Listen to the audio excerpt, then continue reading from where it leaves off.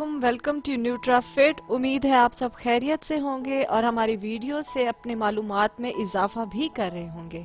دوستو، رمضان کا بابرکت مہینہ ہے اور سب لوگ اس کی رحمتیں سمیٹنے میں نظر آتے ہیں۔ جہاں سب لوگ عبادات میں مصروف ہیں، وہاں ایک اہم سوال خواتین کی طرف سے دیکھنے میں نظر آیا ہے، جو یہ ہے کہ کیا حاملہ خواتین اور دودھ پلانے والی مائیں روزہ رکھ سکتی ہیں؟ اور اگر روزہ رکھ سکتی ہیں تو کیسے رکھ سکتی ہیں؟ اور روزہ رکھنے کے لیے انہیں کن باتوں کا خیال رکھنا چاہیے؟ ان تمام سوالات کے جواب ہم اس ویڈیو میں دیکھیں گے، تو اس ویڈیو کو اینڈ تک دیکھیں اور ہمارے چینل کو سبسکرائب کریں۔ تو چلیں ویڈیو کو سٹارٹ کرتے ہیں۔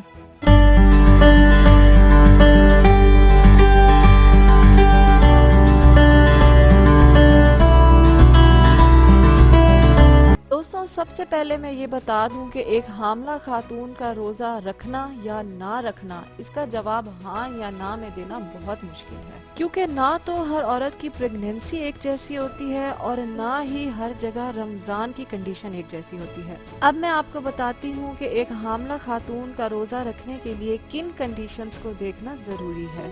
سب سے پہلے تو یہ دیکھنا ضروری ہے کہ ایک حاملہ خاتون جو کہ روزے رکھنا چاہتی ہے، اس کی ہیلتھ کنڈیشن کیسی ہے، یعنی کہ وہ جسمانی طور پہ کتنی مضبوط یا کتنی کمزور ہے۔ ریسرچز سے یہ ثابت ہوا ہے کہ خواتین جن کی ہیلتھ اچھی ہوتی ہے، جو نیوٹریشن کے حوالے سے ایک بہترین زندگی گزار رہی ہوتی ہیں اور روزانہ اچھی خوراک لیتی ہیں، پریگنینسی سے پہلے بھی اور پریگنینسی والے ٹائم میں بھی، تو ان کی صحت اور ان کے بچے کی صحت پر روزے رکھنے سے کسی قسم کا برا اثر نہیں ہوتا۔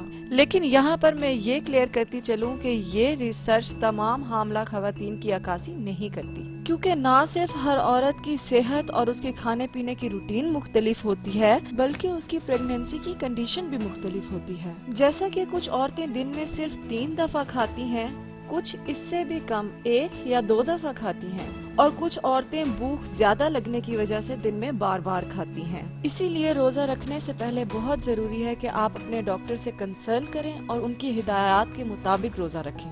حاملہ خاتون کی ہیلتھ کنڈیشن کے بعد یہ دیکھنا ہے کہ اس کی پریگنینسی کو کتنا عرصہ گزر چکا ہے، یعنی اس کی انیشیل پریگنینسی ہے، بیچ کا کوئی مرحلہ ہے، یا آخر کے 3 مہینے ہیں۔ ٹرائمیسٹر کا جاننا اسی لیے ضروری ہے کیونکہ ایسی خواتین جن کا انیشیل فیز چل رہا ہوتا ہے، یعنی جنہوں نے ابھی ابھی کنسیو کیا ہوتا ہے، ان کے لیے رمضان میں روزے رکھنا بالکل ایڈوائزبل نہیں ہے، کیونکہ یہ وقت بچے کے بننے اور اس کی گروتھ کا ہوتا ہے۔ ریسرچز سے یہ ثابت ہوتا ہے ایسی خواتین جو کہ 3rd ٹرائمیسٹر کے 2nd ہاف یعنی کہ پریگنینسی کے آخری 2 مہینوں میں روزے رکھتی ہیں، ان کے بچوں کا وزن کم ہوتا ہے ان بچوں کی نسبت جن کی ماں نے روزے نہیں رکھے ہوتے۔ اس کے علاوہ ان خواتین میں وقت سے پہلے لیبر سٹارٹ ہو جانے کا بھی خدشہ ہے۔ ٹرائمیسٹر کا معلوم ہونے کے بعد خاتون کی میڈیکل ہسٹری جاننا بہت ضروری ہوتا ہے۔ آیا کہ وہ کسی بیماری میں مبتلا تو نہیں جو پریگنینسی کے پہلے سے چل رہی ہو یا پریگنینسی میں کوئی کمپلیکیشن سٹارٹ ہو گئی ہو، جیسا کہ gestational diabetes, hypertension, heart disease اور کڈنی کا پرابلم۔ ان کنڈیشنز کے ہوتے ہوئے روزہ نہ رکھا جائے تو ہی بہتر ہے۔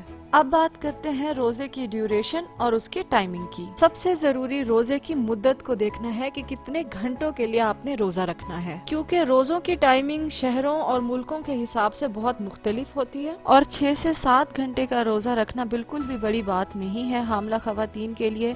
مسئلہ ان عورتوں کے لیے ہے جن کو 14 سے 16 گھنٹے تک بھوکا رہنا پڑے۔ اتنا لمبا روزہ رکھنے سے نہ صرف ماں بلکہ بچے کی صحت بھی خراب ہوتی ہے، اور یہی وجہ ہے کہ رمضان میں اکثر پریگننٹ عورتیں پانی کی کمی اور کانسٹیپیشن یعنی کہ قبض کا شکار ہوتی ہیں۔ روزے کے ٹائمنگ کے علاوہ موسم بھی آپ کے روزے کو آسان یا مشکل بنانے میں اہم کردار ادا کرتا ہے۔ یہ تو ہم سب جانتے ہیں کہ گرمیوں کے روزے میں پیاس کو لے کر بہت ہی مشکل پیش آتی ہے، اور سردیوں کے روزے میں بھوک اور پیاس کا احساس کم ہوتا ہے۔ حاملہ خواتین کے لیے بہت ضروری ہے کہ وہ زیادہ دیر تک بھوکی یا پیاسی نہ رہیں۔ اب میں آپ کو اس طریقے کے بارے میں بتانا چاہوں گی جس سے حاملہ عورت عورت کو یہ اندازہ ہو جائے کہ روزہ اس کے اور اس کے بچے کی صحت پر اثر انداز ہو رہا ہے یا نہیں۔ سب سے پہلے آپ نے یہ دیکھنا ہے کہ آپ سحر اور افطار میں کیسا کھا رہے ہیں۔ سحری اور افطاری میں آپ کا کھانے کا دل نہیں کرتا تو آپ کی باڈی میں نیوٹرینٹس کی کمی ہو جائے گی، جس کی وجہ سے آپ کے بچے کو بہت نقصان ہوگا۔ اس کے علاوہ بہت زیادہ متلی کا محسوس ہونا، تھکاوٹ اور کمزوری کا محسوس ہونا، افطار کے بعد بھی منہ کا خشک رہنا یا بچے کی حرکت کا پہلے سے کم محسوس ہونا بھی اس چیز کی دلیل ہے کہ آپ کا روزہ آپ کے بچے کی صحت کو اثر انداز کر رہا ہے۔ اب بات کرتے ہیں رمضان میں حاملہ خاتون کی کھانے کی کیا روٹین ہونی چاہیے اور خوراک میں کیا لینا چاہیے۔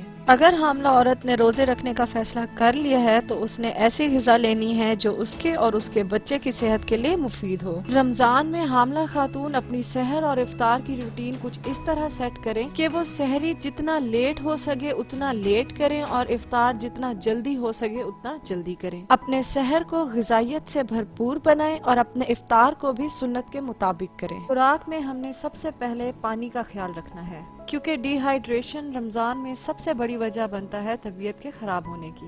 جسم میں پانی کی کمی کو ختم کرنے کے لیے پانی کے ساتھ ساتھ جوسز، سوپس، فروٹس اور ویجیٹیبلز کا استعمال کریں۔ پروٹین کا استعمال بچے کی گروتھ کے لیے بہت ضروری ہے، تو اس کے لیے اپنے سحر اور افطار میں انڈا، چکن، مٹن اور فش کا استعمال یقینی بنائیں۔ ان کے علاوہ نٹس اور بینز کا استعمال بھی حاملہ خاتون کے لیے بہت ضروری ہے، اور حاملہ خاتون رمضان میں خاص خیال رکھیں کہ ان کے سحر اور افطار میں چینی والے مشروبات، زیادہ نمک والے کھانے اور کیفین کا بالکل استعمال نہ ہو۔ یہ نہ صرف ان کی صحت کو خراب کرے گا بلکہ ان کے بچے کی صحت کے لیے بھی نقصان دہ ہے۔ روزے میں تنگی سے بچنے کے لیے بہت ضروری ہے کہ سحری کو بھرپور طریقے سے کیا جائے۔ سحری میں روٹی یا دلیے کا استعمال ضرور کیا جائے۔ اس کے علاوہ دودھ یا دودھ سے بنی اشیاء جیسا کہ دہی اور لسی کا استعمال بھی یقینی بنائیں۔ حاملہ خواتین اپنی سحری میں خاص طور پر پھلوں اور سبزیوں کا استعمال ضرور کریں، کیونکہ پریگنینسی میں کیلوریک ریکوائرمنٹ بہت بڑھ جاتی ہے اور رمضان میں اس کو سحر اور افطار میں خود سے ڈیوائیڈ کرنا مشکل ہوتا ہے، تو اس کے لیے بہت ضروری ہے کہ اپنا ڈائٹ پلان کسی اچھی ڈائٹیشین سے بنوائیں۔ رمضان کے اکارڈنگ پریگنینسی کا ڈائٹ پلان بنوانے کے لیے آپ ہمارے فیس بک پیج، انسٹاگرام پیج اور واٹس ایپ پر میسج کر کے اپنی اپائنٹمنٹ بک کرا سکتے ہیں، جن کے لنک ویڈیو کی ڈسکرپشن میں موجود ہیں۔ کھانے کے ساتھ ساتھ فوڈ سپلیمنٹس کا خیال رکھنا بھی بہت ضروری ہے، جس میں کہ فولک ایسڈ کا لینا، ملٹی وائٹامنس کا لینا، آئرن اور کیلشیم کا لینا بہت ضروری ہے۔ اپنے سپلیمنٹس کو سکپ مت کریں اور انہیں اپنی سحر اور افطار میں ضرور ایڈ کریں۔ روزے کے دوران حاملہ خاتون ایکسرسائز کو اوائڈ کریں اور زیادہ سے زیادہ ریسٹ کریں۔ کچھ خواتین رمضان کے روزے اس لیے پریفر کرتی ہیں کیونکہ ان کو رمضان کے بعد اکیلے روزے رکھنا مشکل لگتا ہے۔ ان کے لیے بتانا چاہوں گی کہ ایک بہت ہی باریک لائن ہوتی ہے بیلنس کی جو آپ نے مینٹین رکھنی ہوتی ہے، اور کسی قسم کا بھی ایکسپیریمنٹ آپ کی اور آپ کے بچے کی صحت کے لیے نقصان دہ ہو سکتا ہے۔ اب بات کرتے ہیں دودھ پلانے والی ماؤں کی۔ دودھ پلانے والی مائیں جن کے بچوں کی عمر 6 ماہ سے کم ہے، ان کے لیے روزہ رکھنا ایڈوائزبل نہیں ہے، کیونکہ بہت چانسز ہیں کہ روزہ رکھنے سے نہ صرف ان کے دودھ کی کوانٹٹی کم ہو سکتی ہے بلکہ اس کی غذائیت بھی کم ہو سکتی ہے، جس کی وجہ سے ایسے بچے جو کہ بالکل ہی ماں کے دودھ پہ ڈیپینڈنٹ ہیں ان کی صحت اثر انداز ہو سکتی ہے۔ ایسی مائیں جن کے بچوں کی عمر 6 ماہ سے زیادہ ہے روزہ رکھ سکتی ہیں، لیکن آپ نے احتیاط یہ کرنی ہے کہ آپ نے اپنی خوراک کو بہترین بنانا ہے، جس میں پانی کا اچھا استعمال، پھلوں اور سبزیوں کا استعمال، ہائی کوالٹی پروٹین کا استعمال کرنا بہت ضروری ہے، اور ساتھ ساتھ اپنے سپلیمنٹس بھی آپ نے لینے ہیں۔ اس طرح نہ صرف آپ اپنی عبادت کو بہترین طریقے سے سر انجام دیں گی بلکہ آپ کا بچہ آپ کے دودھ کی توانائی سے بھی محروم نہیں رہے گا۔ سحر اور افطار کے مزید ہیلتھی آپشنز جاننے کے لیے ہماری video best sehar and iftar plan to prevent health issues ضرور دیکھیں۔